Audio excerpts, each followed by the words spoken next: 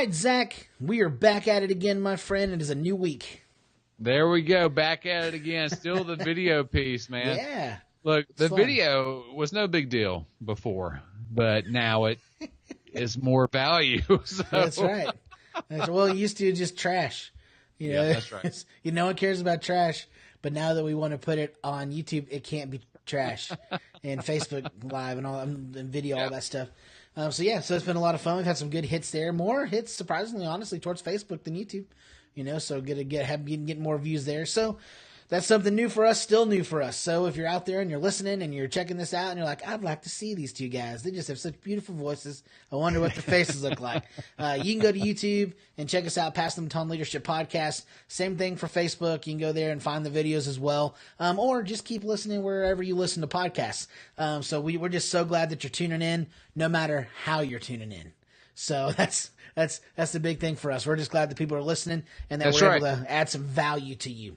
So, all right, man. So we have a pretty straightforward show today. You know, pretty like we were talking about at the beginning before we started recording. You know, pretty simple advice and things, honestly, beyond what we're talking about that are helpful for all sorts of walks of life and areas of life. But today, what we're going to talk about specifically is how your habits hold you back. So when you're thinking about how habits hold us back, who are you trying to help and what advice are you trying to get across? Well, who is everyone, including myself? You don't have bad habits.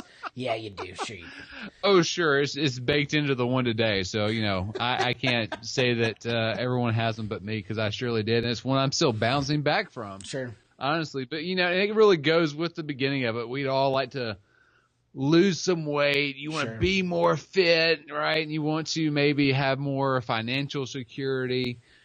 You know, maybe you're just wanting just more time with your friends and family. Right. And your habits that we have are our bad habits, right?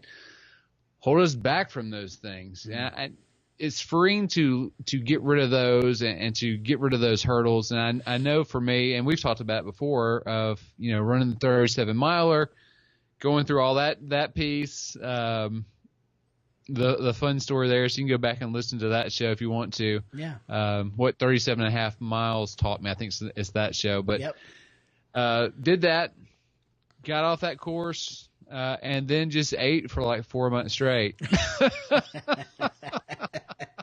So that was a habit for me. Was just eating a bunch of junk food to fill in a different space in my life. So everybody's got bad habits, whether it's how we interact with others, emotional intelligence piece, food, fitness, finance. Those seem to be the top ones. Relationship, at work and at home.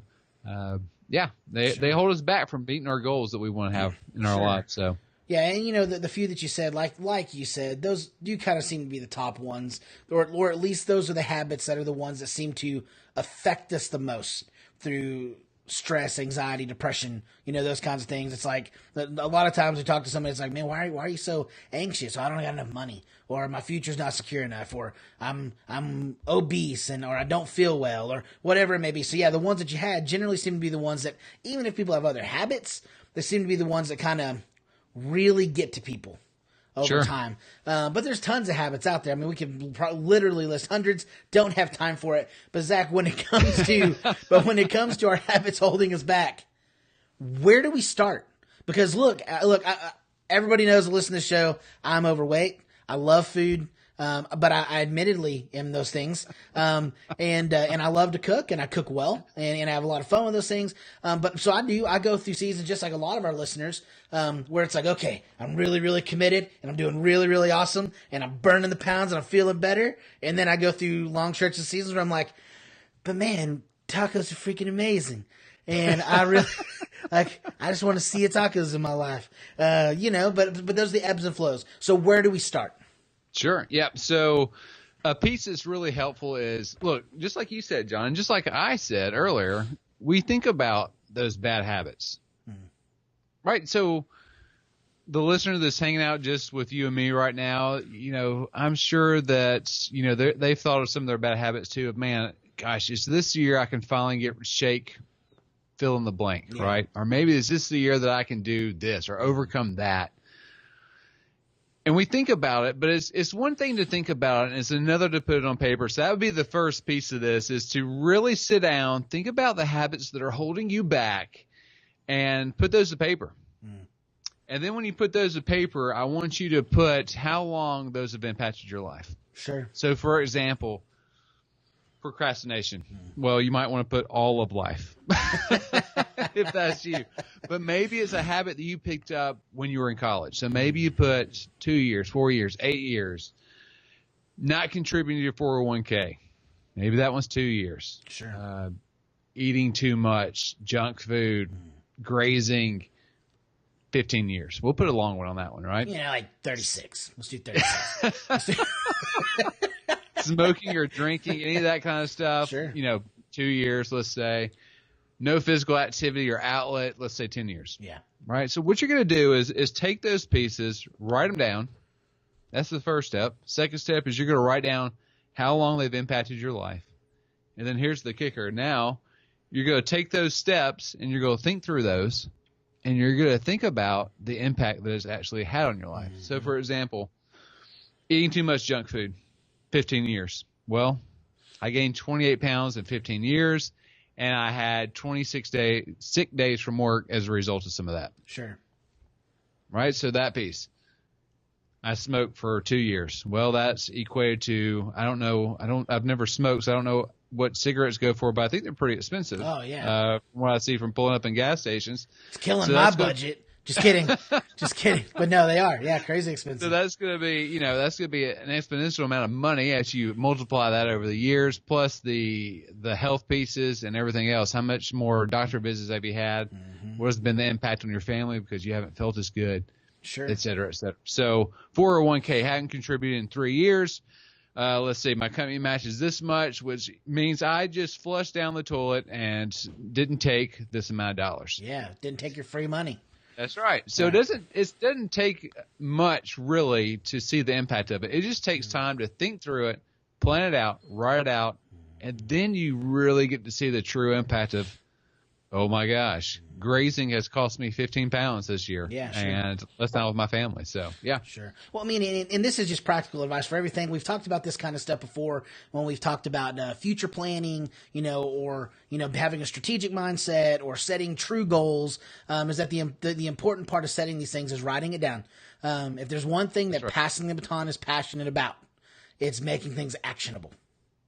And things do not become actionable until you put them on paper. That's right. Yeah. You have to have that practical piece. I was talking about that with someone else today, actually, of just, it goes back to that whole, hey, develop somebody. Well, good for you. Yeah. Right. How do you do that? Yeah. That's a big piece for us for sure. That's exactly right. So everything's, and usually, so this episode's a little unique, in the sense that it's normally like 4 steps to how your habits hold you back. We don't have 4 steps. Today is more actionable, more practical. But we always try to be actionable. Usually that's one of the questions I have. It's like, all right, Zach, how do we apply this today? And that's what we're doing now. So whatever it is that's plaguing your life right now, literally pause the episode, write it down. Like, sure. Don't be like, oh, I'll get it when this is done. No, like pause the episode, write it down, then hit play. Like, don't procrastinate that junk. So it's unless you're driving, I know a lot of people listen to this, then do it at work, or when you're on a break. But yeah, yes, don't write it and drive. That's right.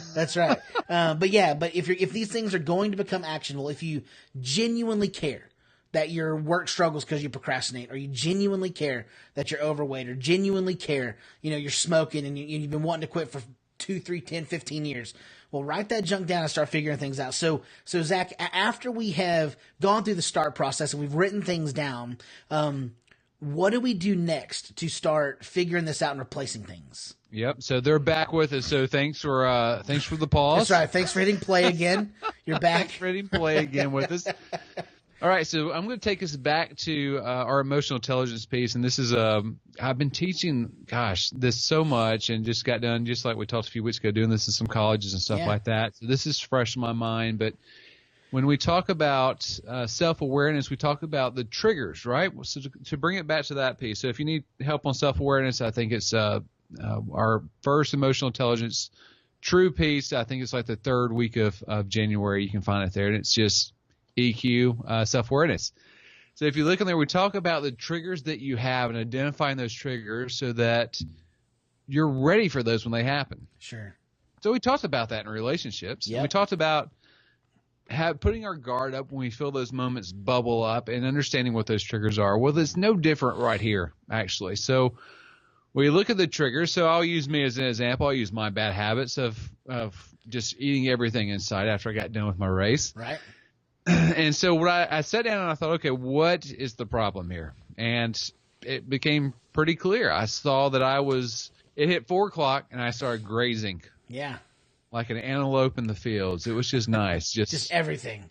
Just not just devouring devouring everything, but just a slight graze here and there. And then, come back for some through here. Oh, I'm walking through the kitchen again. Mm-hmm. Oh, let me get something here. Right. So it was a graze, then dinner.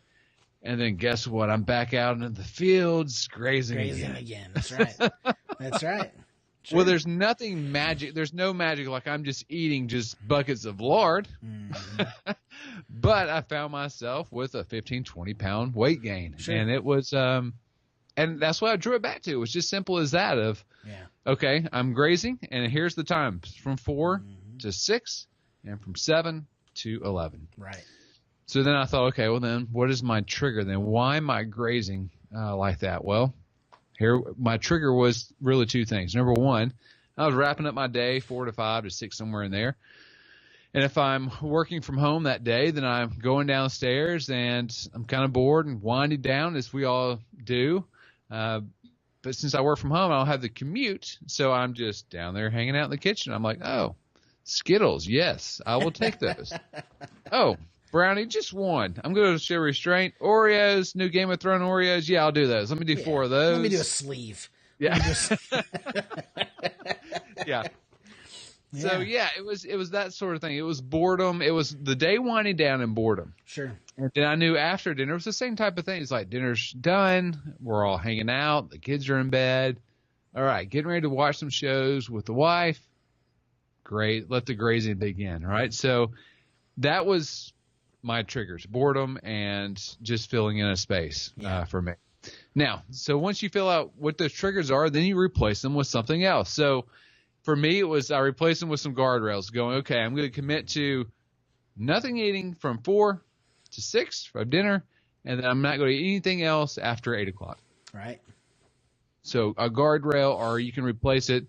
I've got to get back out running because I've got some races coming up this summer. Sure. So I'll replace some of that with that piece, with an activity that will keep me from doing the bad habit. Yeah. So if it's the 401k, it's thinking, okay, well, maybe I can't give everything right now, but maybe I can give 0.5%. That's easy. I can do that. Yeah. And thinking about different ways that you can handle that. So, yeah. Yeah, slowly trying to build that up and work into it. And look, I get it. It is a lot like the emotional intelligence piece that we've talked about, just trying to take that step back and saying, okay, why do I react that way? You know, as a guy struggled with weight Oreo my entire life. I probably shouldn't call it an Oreo. I have Oreos on my brain because you're Game of Thrones Oreos. Yes. You know, but weight yo-yo my entire life. Honestly, for me, and look, I'm only saying it because I know a lot of people relate to this. It's all emotional. You know, it's as a kid, I'd go play ball, and I got rewarded by going to CC's Pizza. At growing up, somebody died. You mourned them by having a giant buffet brought into your family. You know, you had a big win, you ate like crazy. You had a horrible loss, you ate like crazy. So as I grew up, no matter what goes on, it's like, oh, things are horrible. Ah, man, I should eat something to make me feel better. Oh, man, things are great. I should celebrate and go eat something that makes me even happier, you know? And so, but for people that, whatever it is, because I did, early in my life, I did smoke, you know, and all of that was emotional. You know, all of that was, man, I'm stressed and I need a break, and I know no one's going to yell at me for walking outside and taking a smoke break, you know, and leaving and just disappearing. And at first I did it because of that, but then it became this addiction to where every time anything hit the fan, I was like, where's it at? Where's it at? You know, and it's like, but you realize those things over time. I'm like, okay, this is bad for me. This is expensive for me. I got to reel this in. And I have to change this. So look, if you're out there and you're like me, or you're like Zach, whatever the reason is, you're doing what you're doing with whatever habit it is that you have, it's time to change. And it's just like that emotional intelligence piece of, we just have to find creative ways to replace those things with healthier habits. So, I mean, that's huge, man. I appreciate it. So we've talked about where do we need to start. We talked about how we need to identify our triggers and ways to replace them. We obviously can't give every way to replace them on the show, but if you need help thinking through those, email us, PassTheBatonPodcast@gmail.com. Man, we'd love to help you move past some struggles that you've had in your life. So email us. All right, so what's next, Zach? I know we need to take you want to take us on a journey. Yes.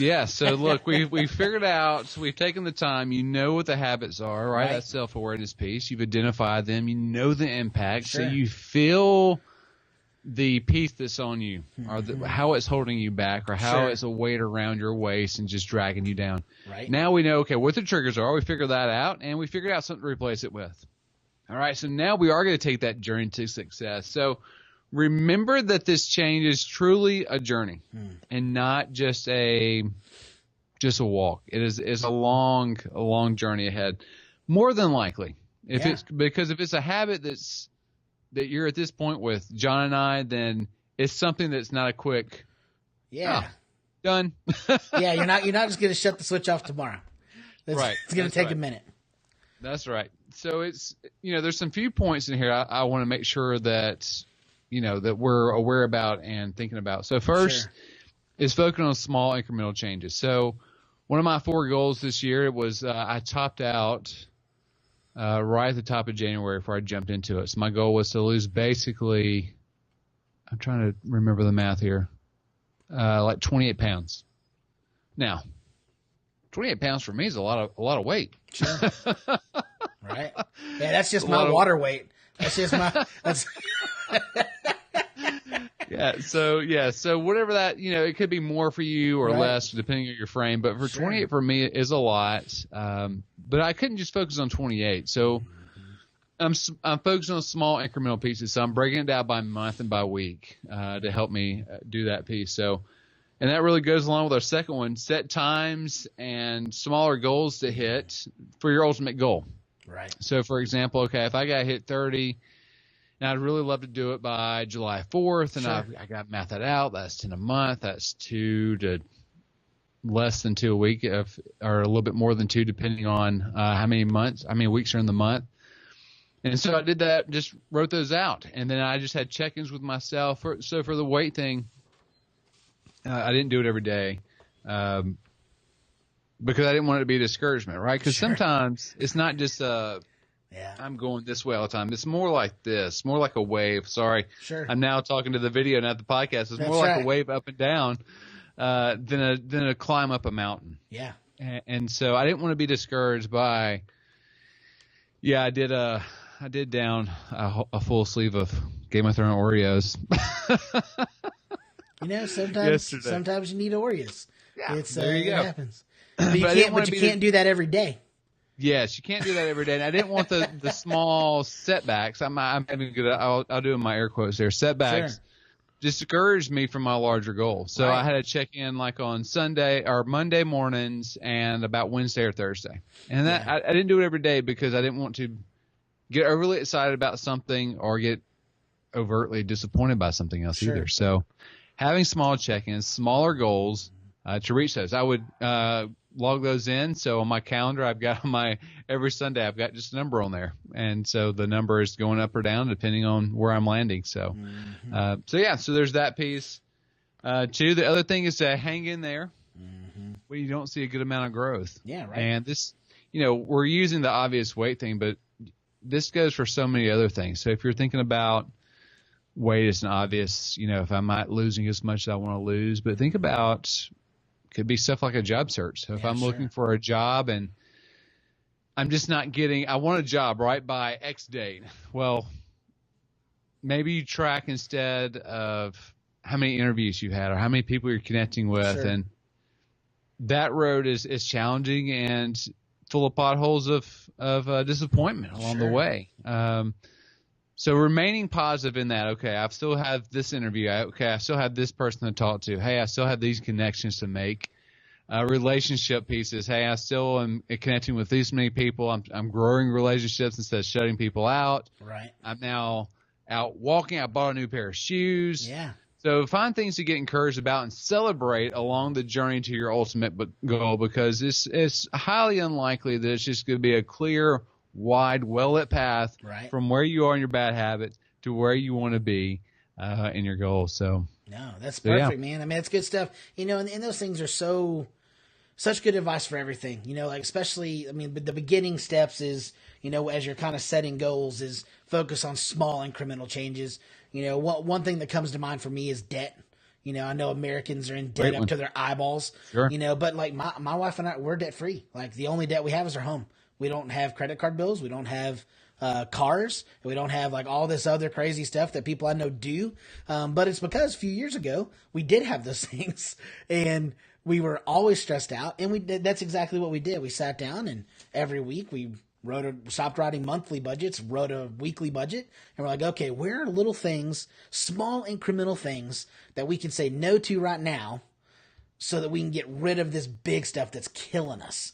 And now, I mean, probably 5 or 6 years now, we've lived debt free. And it feels great, but it didn't happen. It was like you said, it didn't happen overnight. Sure. We didn't go, oh, you know what? We're not going to have debt anymore. And wake up the next morning, it was all gone.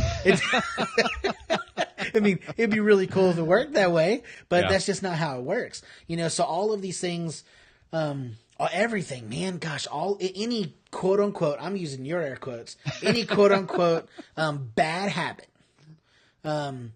is going to take time to change, and you have to like fight and like pull out your microscope if you have to and look for the positive things that are happening as you're moving forward. I know that when I do go on weight loss journeys, even usually so I started last week trying to be better, and I just started drinking more water.